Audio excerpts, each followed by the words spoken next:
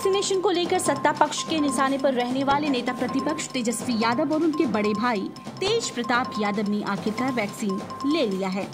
दोनों भाइयों ने स्पुतनिक वैक्सीन लगवाया है। पटना में जयप्रभा मेदांता अस्पताल में स्पुतनिक का टीका लगाया जाता है। आरजेडी के आधिकारिक ट्विटर हैंडल से मिली जानकारी के अनुसार आज नेता प्रतिपक्ष तेजस्वी यादव और विधायक तेज प्रताप यादव ने वैक्सीन लगवाया। आरजेडी ने दोनों नेताओं के वैक्सीन लेते हुए तस्वीर भी शेयर किया है। हम आपको बता दें कि पिछले दिनों ही तेजस्वी यादव दिल्ली से पटना वापस आए हैं। इधर तेजस्वी यादव के वैक्सीन लेने पर जदयू ने निशाना साधा है। जदयू प्रवक्ता नीरज कुमार ने कहा है कि तेजस्वी यादव बड़े लोग हैं, इसलिए विदेशी वैक्सीन ले रहे हैं। तेजस्वी का देसी वैक्सीन पर भरोसा नहीं है। वहीं उन्होंने ट्वीट कर कहा है कि कोरोना टीकाकरण अभियान को काल्पनिक बताने वाले नेता प्रतिपक्ष ने भी आखिरकार आज टीका लगवा ही लिया। तेजस्वी यादव द्वारा कोरोना वैक्सीनेशन को लेकर बिहार सरकार पर उठाए गए सवाल के बाद जेडीयू ने कहा था कि तेजस्वी यादव ने अभी तक वैक्सीन नहीं लगवाया है और दूसरों पर सवाल कर रहे हैं। वहीं बीजेपी नेता भी तेजस्वी यादव पर वैक्सीन न लेने के लिए सवाल उठाते रहे, यानी कि नेताओं के लिए चित की मेरी पट भी मेरी की गुंजाइश हमेशा बनी रहती है, चाहे वो किसी भी दल के हों। बस उन्हें बोलने का कोई न कोई बहाना मिलना चाहिए। दिल्ली एम्स में आंखों का ऑपरेशन कराने के बाद मुख्यमंत्री नीतीश कुमार पटना लौट गए हैं। काला चश्मा लगाए मुख्यमंत्री ने मुस्कुराते हुए मीडिया कर्मियों से कहा है कि सब कुछ ठीक है। डॉक्टर ने सावधानी बरतने और आराम की सलाह दी है। मुख्यमंत्री 22 जून को दिल्ली गए थे। एम्स में डॉक्टर राजेंद्र प्रसाद नेत्र विज्ञान केंद्र में बीते 24 जून को उनकी एक आंख की मोतियाबिंद की सर्जरी हुई थी। इसके बाद दूसरी आंख की भी सर्जरी की गई। एम्स आई डिपार्टमेंट के एचओडी डॉक्टर जीवन सिंह तात्याल ने सीएम की आंखों का ऑपरेशन किया। हम आपको बता दें कि मुख्यमंत्री के दिल्ली प्रवास के दौरान प्रधानमंत्री नरेंद्र मोदी समेत तमाम बड़े नेताओं से मिलने की चर्चा थी। एलजेपी में टूट मंत्रिमंडल विस्तार समेत तमाम मुद्दों को लेकर उनके इस दौरे को अहम माना जा रहा है। हालांकि सीएम ने स्पष्ट कहा था कि ये उनका निजी दौरा है। वे आंखों का इलाज कराने आए हैं, इसलिए उनका पीएम से मीटिंग तय नहीं है। उन्होंने ये भी कहा था कि मंत्रिमंडल विस्तार के संदर्भ में उन्हें कोई जानकारी नहीं है, ये तो प्रधानमंत्री करेंगे। लोजपा सांसद चिराग पासवान ने बदले हालात में बिहार आने से पहले एक जबरदस्त दांव चला है। वे अहमदाबाद जाकर प्रधानमंत्री नरेंद्र मोदी के एक करीबी भारतीय जनता पार्टी से मुलाकात कर आए हैं। माना जा रहा है कि ये प्रधानमंत्री का ध्यान खींचने की कोशिश है। चाचा पशुपति कुमार पारस द्वारा पार्टी में अलग थलग कर दिए जाने के बाद उन्हें बीजेपी खासकर नरेंद्र मोदी से मदद की उम्मीद थी, जो उन्हें मिलती नहीं दिख रही है। अगर अब भी उन्हें बीजेपी से बैकअप नहीं मिलता है तो शायद वे अपने रुख पर पुनर्विचार करेंगे। इस बीच वे 5 जुलाई को पिता रामविलास पासवान की जयंती के अवसर पर हाजीपुर से अपनी आशीर्वाद यात्रा शुरू करने जा रहे हैं। यह यात्रा उनका शक्ति परीक्षण भी होगा। पटना से हाजीपुर तक उनके स्वागत की जबरदस्त तैयारी की गई है। पटना एयरपोर्ट से हाजीपुर तक जगह जगह 500 तोरण द्वार बनाए जाएंगे, जबकि चिराग के काफिले में भी 500 गाड़ियां शामिल होंगी। बढ़ती महंगाई के खिलाफ जन अधिकार पार्टी ने अनोखे अंदाज में विरोध मार्च निकाला। जन अधिकार पार्टी के कार्यकर्ता राजधानी पटना में बैलगाड़ी और टमटम पर मार्च निकालते नजर आए। पेट्रोल, डीजल एवं रसोई गैस के मूल्य वृद्धि के कारण बढ़ती महंगाई के खिलाफ जन अधिकार युवा परिषद के नेतृत्व में राज्यव्यापी बैलगाड़ी टमटम मार्च का आयोजन किया गया, जिसमें पार्टी के तमाम बड़े नेताओं ने हिस्सा लिया। पटना के पाटलिपुत्रा गोलंबर से निकाले गए इस अनूठे मार्च में बड़ी संख्या में जन अधिकार पार्टी के नेताओं और कार्यकर्ताओं ने हिस्सा लिया। हाथों में तख्ती, बैनर और पोस्टर लिए जाप के कार्यकर्ता लगातार सरकार के खिलाफ नारे लगाते रहे और कमर तोड़ महंगाई पर लगाम लगाने की मांग करते रहे। सुनिए जाप कार्यकर्ता ने क्या कुछ कहा। आज के पास इतने पैसे नहीं है कि अपनी बाइक में पेट्रोल डीजल भरा सके, इसलिए जवाब इसका चाहता है नौजवान। आज किसान के लिए किसानी करता जरूर है, लेकिन जितना लागत लगाता है इस महंगाई के कारणों से उसकी उपज का मूल्य उतना नहीं होता। इसलिए मजदूर और किसान भी पूछना चाहता है कि सरकार बताओ, जब आप 14 में आए थे तो 60 रुपये पेट्रोल, सरकार आप बताओ करू तेल जब 40 रुपये था आज 200 रुपये से ऊपर कैसे? सरकार बताओ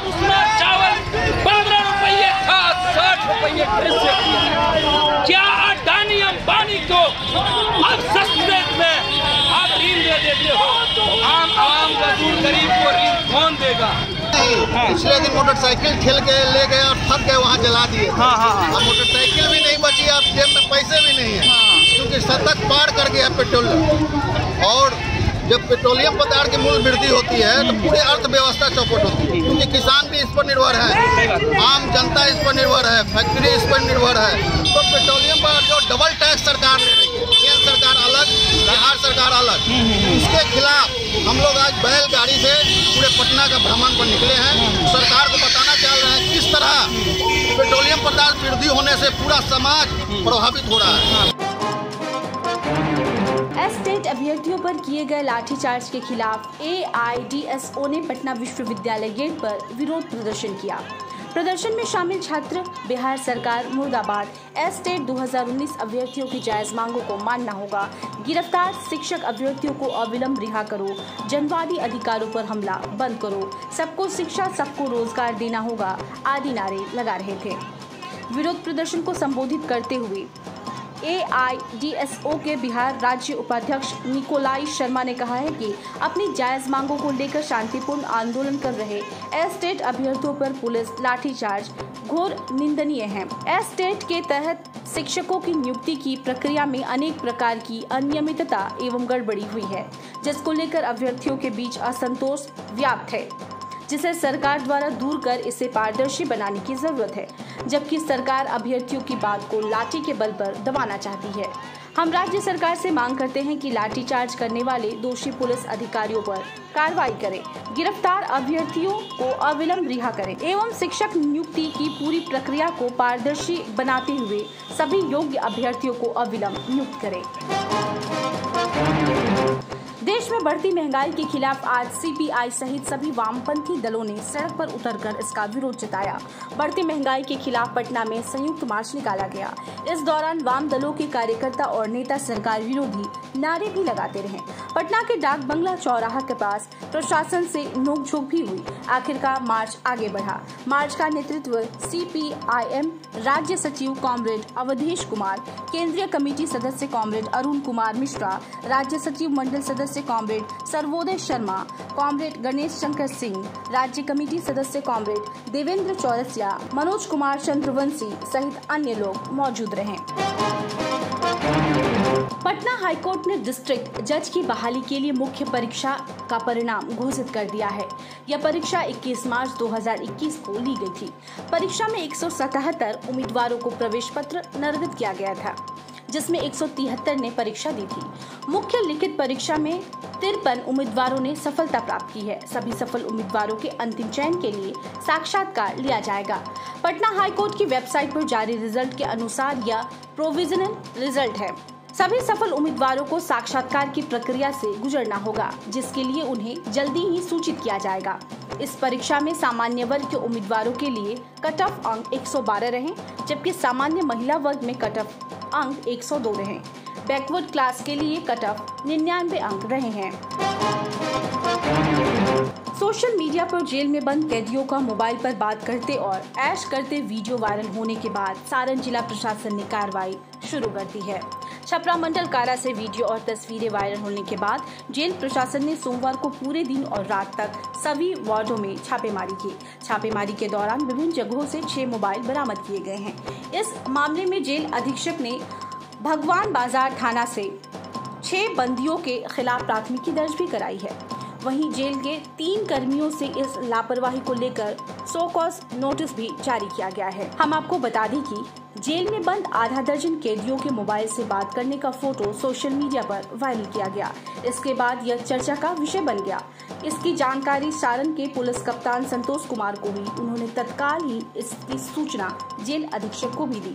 सूचना मिलते ही जेल अधीक्षक मनोज कुमार सिन्हा ने सोमवार के रात्रि में जेल के विभिन्न वार्डों में छापेमारी शुरू कराई। छापेमारी में 6 मोबाइल जब्त किया गया है। सभी मोबाइल विभिन्न जगहों पर मिट्टी खोदकर गड्ढों में रखे गए थे। ट्रेनों में भीड़ को देखते हुए जुलाई के प्रथम सप्ताह से पूर्व मध्य रेल क्षेत्र से 3 स्टेशनों से गरीब रथ एक्सप्रेस स्पेशल ट्रेन का परिचालन शुरू किया जाएगा। कोविड के कारण पिछले 2 महीने से बंद 04059 मुजफ्फरपुर आनंद विहार गरीब रथ स्पेशल ट्रेन 9 जुलाई से प्रारंभ होगी। यह ट्रेन बेतिया नरकटियागंज के रास्ते आनंद विहार को जाएगी। पहले डाउन 046060 गरीब रथ स्पेशल ट्रेन आनंद विहार दिल्ली से बुधवार 7 जुलाई को चलेगी। वहां से बुधवार 7 जुलाई को यह ट्रेन रात 8:55 पर खुलेगी और अगले दिन गुरुवार यानी कि 8 जुलाई की शाम 6:09 पर मुजफ्फरपुर पहुंचेगी। अगले दिन शुक्रवार यानी कि 9 जुलाई को मुजफ्फरपुर से 3:15 पर यह ट्रेन खुलेगी और शनिवार को आनंद विहार पहुंचेगी।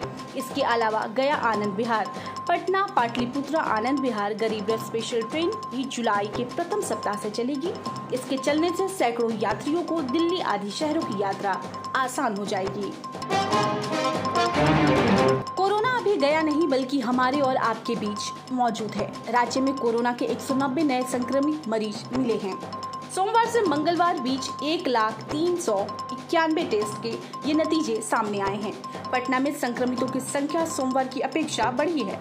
सोमवार को जहां 19 नए मामले सामने आए थे, वे आज दोगुने हो गए हैं। पटना से आज 38 संक्रमित मरीज मिले हैं। मंगलवार को संक्रमण से एक व्यक्ति की मौत भी हो गई है। स्वास्थ्य विभाग ने मंगलवार की देर रात जारी रिपोर्ट में बताया कि सोमवार से मंगलवार के बीच 24 घंटे में 330 नए संक्रमित स्वस्थ हुए हैं। इसके साथ ही राज्य में स्वस्थ दर 98.42% हो गई है। विभाग से मिली जानकारी के अनुसार बीते 24 घंटे में प्रदेश में कुल 1,03,91 कोविड टेस्ट किए गए, जिसमें 0.18% नतीजे पॉजिटिव आए हैं। इसके साथ ही राज्य में अब कोरोना के एक्टिव केस की संख्या 1,831 रह गई है। सहरसा में मानसून की पहली बरसात ने नगर परिषद की पोल पट्टी खोलकर रख दी है। बारिश के बाद नगर परिषद शहरी क्षेत्र के गांधीपथ वार्ड नंबर 8 के दर्जनों घरों के आसपास जल जमाव की समस्या उत्पन्न हो गई है, जिससे स्थानीय लोगों को परेशानी का सामना करना पड़ रहा है। जल जमाव के कारण लोगों को आवागमन में दिक्कत हो रही थी। ऐसे में स्थानीय लोगों के द्वारा चचरी पुल का निर्माण किया गया, जिससे लोग बाहर निकलते हैं। जल निकासी के लिए नाला नहीं रहने के कारण कई वर्षों से लोगों को इन समस्याओं से जूझना पड़ता है। स्थानीय लोगों की माने तो कई बार नगर परिषद के अधिकारी से लेकर स्थानीय वार्ड पार्षद को शिकायत की गई है, लेकिन अब तक जल निकासी की समस्या का समाधान नहीं हुआ है। क्या करें, बेसहारा है, चलने का लायक नहीं है। अच्छा, किसी तरह से हम लोग चंदा इकट्ठा कर करके अपना जीवन गुजर काटते हैं, चलते फिरते गिरते हैं, उठते हैं, पटकते हैं। क्या कहें इसमें? सर, हम लोग तकरीबन 15-16 साल से इस समस्या को झेलते आ रहे हैं। हम लोग क्या करेंगे, हम लोग विवश हैं। यहाँ का जो वार्ड कमिश्नर है, उन लोगों को कितना बार आवेदन दिए हैं, सब बार वो यही वादा कर देते हैं, चुनाव का समय आएगा, आप निश्चिंत रहिए, बनवा देंगे, यही कह के हम लोगों को ठुकराते हैं। एक लाइट के लिए कितना दिन से आवेदन दिए हैं, अच्छा, अभी तक लाइट नहीं लगा है।